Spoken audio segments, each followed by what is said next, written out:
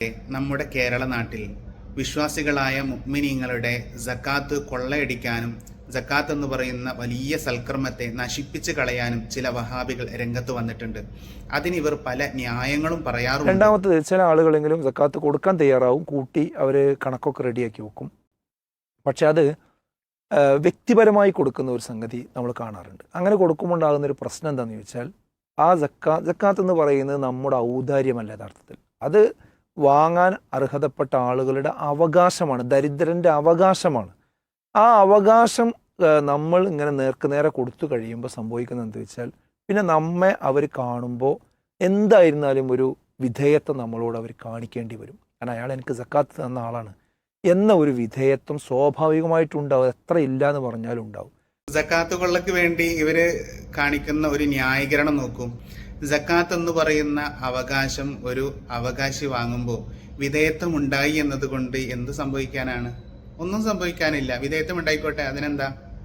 യഥാർത്ഥത്തിൽ വ്യക്തിപരമായി കൊടുക്കുക എന്ന് പറഞ്ഞാൽ അടുത്തുള്ള കുടുംബക്കാര്, അടുത്തുള്ള അയൽവാസികളൊക്കെ അവകാശികളായിട്ടുണ്ടെങ്കിൽ അവർക്കാണല്ലോ ഇത് യഥാർത്ഥത്തിൽ കൊടുക്കേണ്ടത്.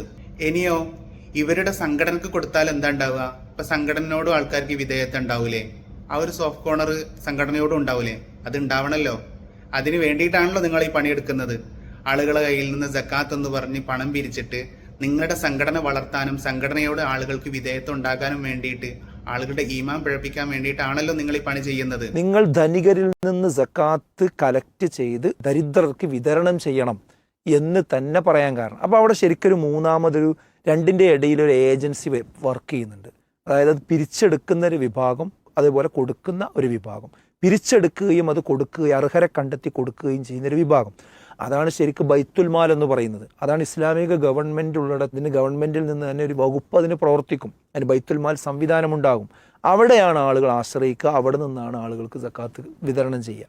ഇസ്ലാമിക ഭരണമുള്ള ഒരു നാട്ടിൽ ആ നാട്ടിലെ ഇമാമിന്റെ അടുക്കൽ സക്കാത്തിന്റെ മുതലുകൾ കൊണ്ടുപോയി കൊടുക്കുന്നതിന് വിരോധമൊന്നുമില്ല. അത് പ്രോത്സാഹിപ്പിക്കപ്പെടേണ്ട കാര്യം തന്നെയാണ്.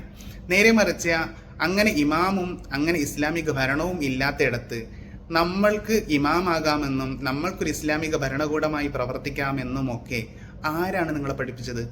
അതിന് ഏത് ആയത്താണുള്ളത്? അതിന് ഏത് ഹദീസാണുള്ളത്? നിങ്ങൾക്ക് ഹദീസും ആയത്തൊന്നും നിങ്ങൾക്ക് ഇതിന് വേണ്ടല്ലോ അല്ലേ?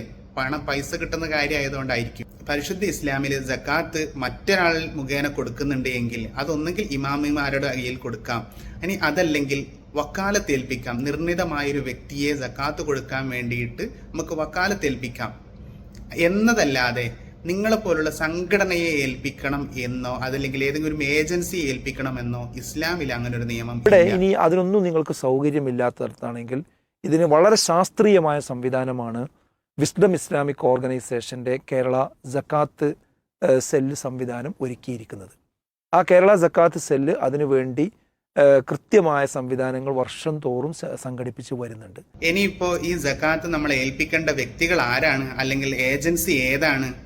വിസ്ഡം ഇസ്ലാമിക് ഓർഗനൈസേഷൻ എന്ന് പറയുന്ന കേരളക്കലയിലെ ജിന്നി വിഭാഗം മുജാഹിദ് എന്നറിയപ്പെടുന്ന ഈ ആളുകളെയാണ്.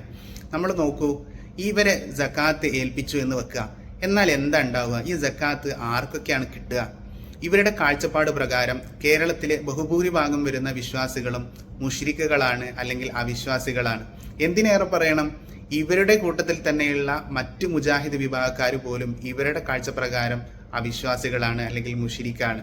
അപ്പോൾ ഈ സക്കാത്തിന്റെ മുതലുകളൊക്കെ എല്ലാവരുടെ കയ്യിൽ നിന്നും സ്വീകരിച്ച് ഇവരുടെ ആളുകൾക്ക് വേണ്ടി മാത്രം വിതരണം ചെയ്ത് ഇവരുടെ സംഘടന വളർത്താനുള്ള ഒരു മാർഗമായിട്ട് മാത്രമാണ് യഥാർത്ഥത്തിൽ ഈ സക്കാത്ത് പിരിവിലൂടെ ഇവർ നടത്തുന്നത്. ഇവർ തന്നെ പറയുന്നുണ്ട്, ഈ സക്കാത്തിന്റെ മുതൽ കൊണ്ട് ഇവർ സ്വീകരിച്ചിട്ട് എന്ത് ചെയ്യും? വീടുകളൊക്കെ ഉണ്ടാക്കി കൊടുക്കുന്നു. ഒരു വീട് ഉണ്ടാക്കി കഴിയണമെങ്കിൽ സ്വാഭാവികമായിട്ടും നമ്മുടെ നാട്ടിലെ സാഹചര്യമൊക്കെ വെച്ച് നോക്കുമ്പോൾ 1-2 വർഷമൊക്കെ എന്തായാലും ചുരുങ്ങിയത് എടുക്കും. അപ്പോൾ ഒരാൾ സക്കാത്ത് കൊടുത്തിട്ട് വർഷാവർഷം കണക്കെത്തിയിട്ട് കൊടുക്കേണ്ട ഒരു സംഭവമാണല്ലോ സക്കാത്ത് എന്ന് പറയുന്നത്. അയാളുടെ രണ്ടാമത്തെ സക്കാത്ത് കൊടുക്കാനുള്ള സമയമാകുമ്പോൾ പോലും ഇയാളുടെ ഒന്നാമത്തെ സക്കാത്ത് എന്തായിട്ടുണ്ടാവില്ല? വീടി കഴിഞ്ഞിട്ടുണ്ടാവില്ല. കാരണം വീടിൻ്റെ പണി അവിടെ പൂർത്തിയാകണ്ടേ, എന്നാലല്ലേ സക്കാത്ത് പൂർത്തിയാകുള്ളൂ. അപ്പോൾ നമ്മുടെ സക്കാത്തുകൾ യഥാവിധി ഉപയോഗിക്കപ്പെടാതെ നശിപ്പിക്കപ്പെടാൻ ഇത്തരം സംഘടനക്കാർ കാരണമാകാതിരിക്കാൻ വേണ്ടി നമ്മൾ ശ്രദ്ധിക്കുക. നമുക്കറിയാലോ നമ്മുടെ ചുറ്റുഭാഗത്തുള്ള പാവങ്ങൾ ആരാണെന്നും അവകാശികൾ ആരാണ് എന്നൊക്കെ. അവർക്ക് കൃത്യമായി നമ്മുടെ സക്കാത്തുകൾ ഏൽപ്പിക്കുക. ഇസ്ലാമികപരമായ സക്കാത്ത് വിതരണമായി നമ്മുടെ സക്കാത്ത് മാറണം. അതല്ലെങ്കിൽ നിന്റെ സക്കാത്ത് എന്തു ചെയ്തു എന്ന് നാളെ റബ്ബിന്റെ കോടതിയിൽ ചോദിക്കുമ്പോൾ ഞാൻ വിസ്ഡംകാരെ ഏൽപ്പിച്ചിരുന്നു എന്ന് പറഞ്ഞിട്ടുണ്ടെങ്കിൽ റബ്ബിന്റെ അടുക്ക രക്ഷപ്പെടാൻ കഴിയില്ല എന്ന് ഞാൻ ഓർമ്മപ്പെടുത്തുകയാണ്.